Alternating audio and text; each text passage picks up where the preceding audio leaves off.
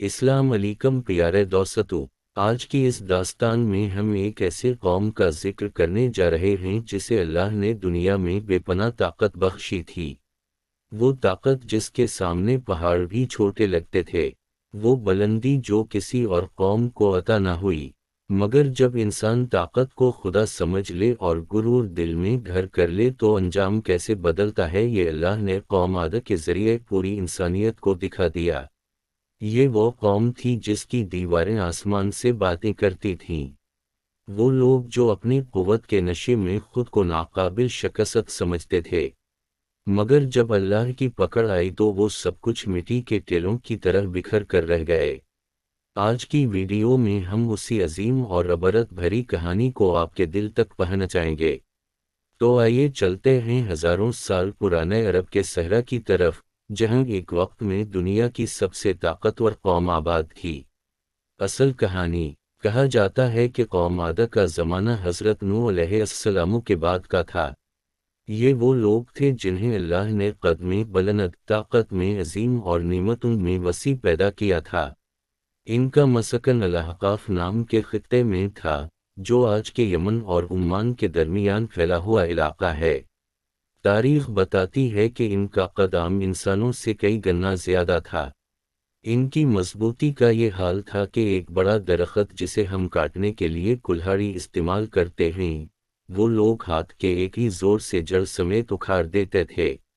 ان کی زمین سرسبز تھی، کھجوروں کے باغات، نہروں کی روانی اور اونچے اونچے محلات ان کی پہچان تھے۔ ان کے محلات کی بلندی اس قدر تھی کہ عرب میں ان کی مثالیں دی جاتی تھیں۔ لوگ کہتے تھے کہ اگر دنیا میں کوئی جنت ہو سکتی ہے تو وہ عاد کی بستی ہے۔ مگر طاقت کے ساتھ جب شکر کی جگہ غرور لے لے تو انسان اپنا راستہ کھو دیتا ہے۔ یہی کچھ قوم عاد کے ساتھ ہوا۔ انہوں نے اللہ کی وحدانیت کو چھوڑ کر بتوں کی عبادت شروع کر دی۔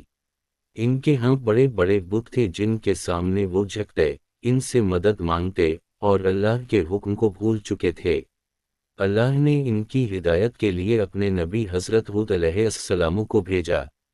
ہود علیہ السلام نہایت نرم مزاج، عقل مند اور حق بات کہنے والے تھے۔ انہوں نے اپنی قوم کو پیار سے سمجھایا کہ اے میری قوم، اللہ کی بندگی کرو، اس کے سوا کوئی تمہارا رب نہیں۔ تمہاری زمین بھی اسی نے بنائی، تمہیں طاقت بھی اسی نے دی اور وہی تمہیں آزماتا بھی ہے۔ مگر قوم نے کہا کہ ہود، تم ہم جیسے انسان ہو، اگر خدا چاہتا تو فرشتے بھیجاتا۔ تم کہتے ہو کہ ہمارے بت کچھ نہیں، مگر ہم نے اپنے آبا و اجداد کو انہیں پوجتے دیکھا ہے۔ ہم تمہاری کوئی بات نہ مانیں گے۔ حضرت ہود علیہ السلام نے بار بار نصیحت کی مگر ان کی قوم غرور اور سختی میں بڑھتی گئی۔ ان کے سردار کہتے تھے کہ اگر ہم چاہیں تو اپنی طاقت سے تمہیں اور تمہارے دین کو مٹا دیں۔ کچھ لوگ کہتے کہ اگر واقعی تم سچے ہو تو اپنے اللہ سے کہو کہ جو عذاب تم ہمیں ڈراتے ہو وہ لے آئے۔ ان کی بے ادبی اور گستاخی حد سے بڑھ رہی تھی، مگر ہود علیہ السلام اپنی قوم کے لیے غمزدہ تھے۔ وہ دن رات اللہ سے دعا کرتے کہ اے رب، میری قوم کو ہدایت دے۔ مگر جب قوم حد سے گزر جائے تو اللہ کے فیصلے آ جاتے ہیں۔ اللہ تعالیٰ نے ان کی آزمائش کے لیے پہلے بارش روک دی۔ عاد کا علاقہ جو سرسبز تھا آہستہ آہستہ خشک ہونے لگا، نہریں کمزور ہو گئیں، باغات نے پھل دینا چھوڑ دیا۔ وہ لوگ جنہیں لگتا تھا کہ ان کی زمین کبھی خالی نہیں ہو سکتی، پہلی بار خوف زدہ ہوئے۔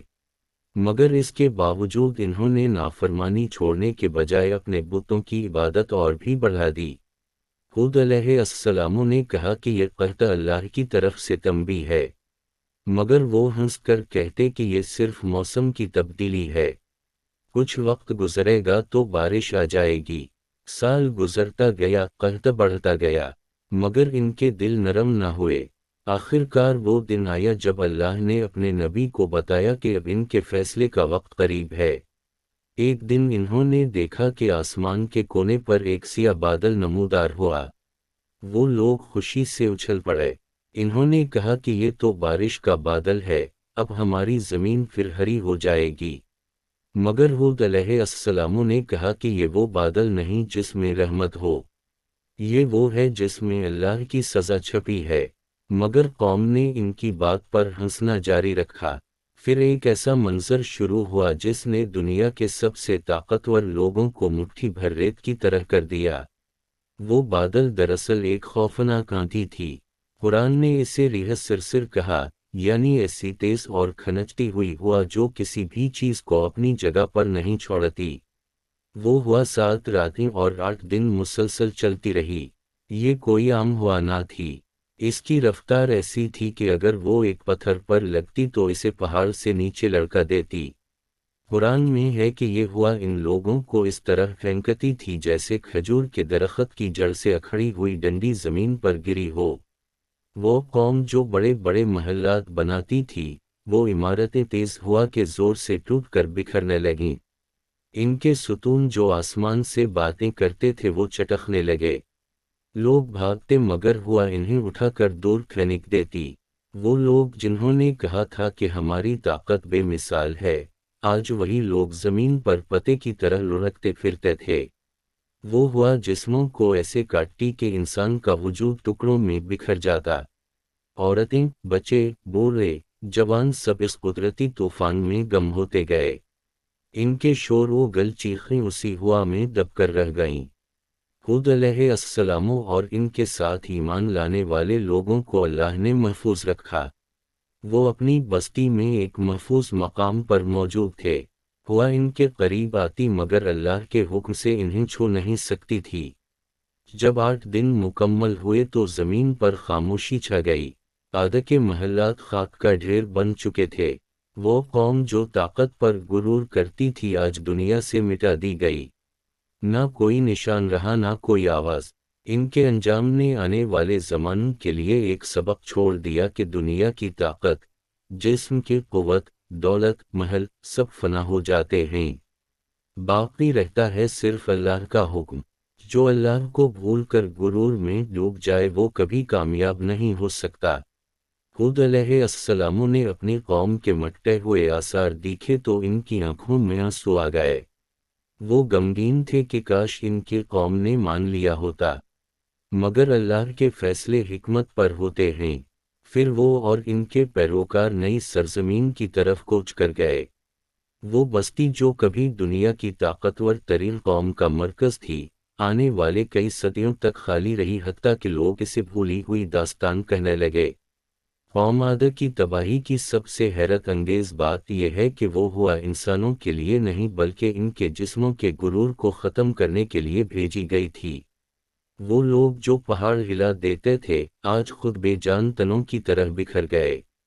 ان کا غرور، ان کا تکبر، ان کا بت پرستی پر اصرار سب انہیں لے ڈوبا۔